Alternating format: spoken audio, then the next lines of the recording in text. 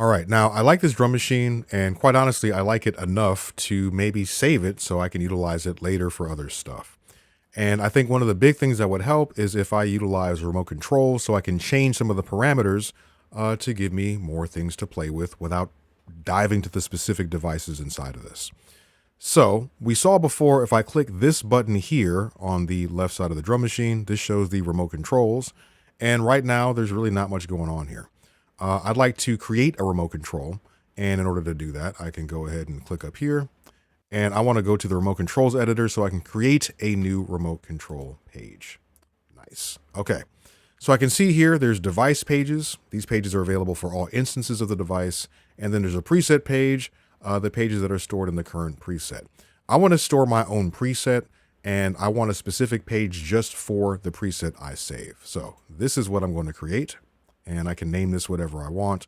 But most importantly, I want to populate the remote control with specific things that'll be useful.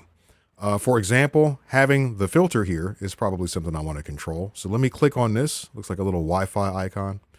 And now any devices, any parameters nested within the drum machine, I can select parameters and assign them here. So that's why the device nesting, putting the effects inside of my devices is so important. Yeah, the filter, let's go ahead and control that there. All right.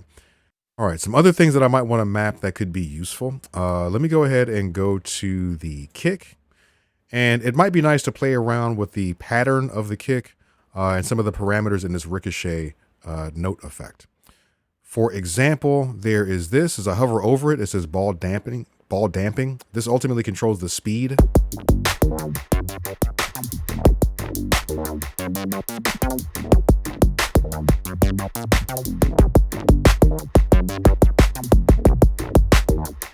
All right, that could be cool. And then there is also, there's the ball radius. There's the actual ball speed. All right, so how quickly does the ball speed slow down and the overall speed? These two could be cool because these will directly influence the kick pattern. So I'm going to map both of these.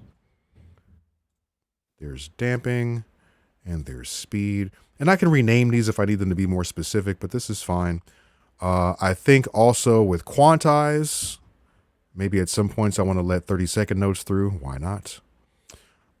Playing with the decay of the kick would be good. Being able to control the tuning from here would be good as well.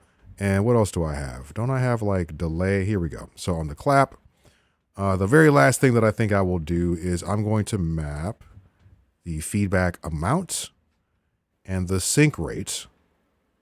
Bam. All right.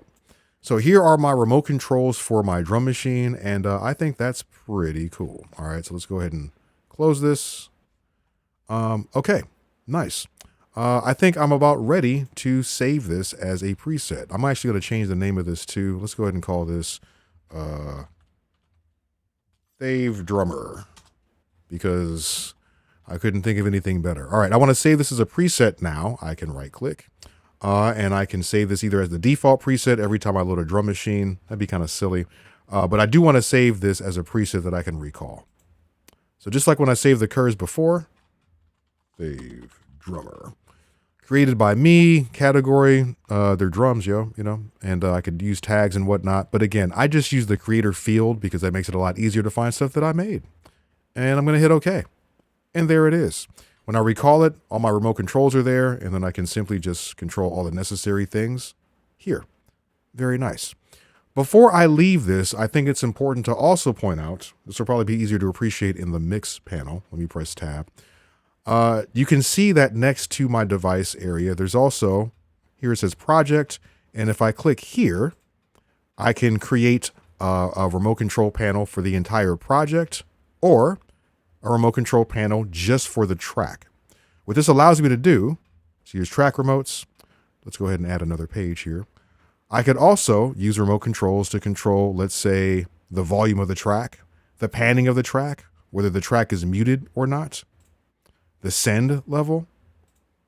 It's pretty wild, all right? And then if I want to, I could access the remote control pages that I need right from here. There we go. There's perform. Oh, because I didn't rename it. I should really rename this so it's easier to find. Anyway, the remote controls are incredibly useful and flexible. And if you want to control multiple things without diving to the specific device, I encourage you to set these up to your liking.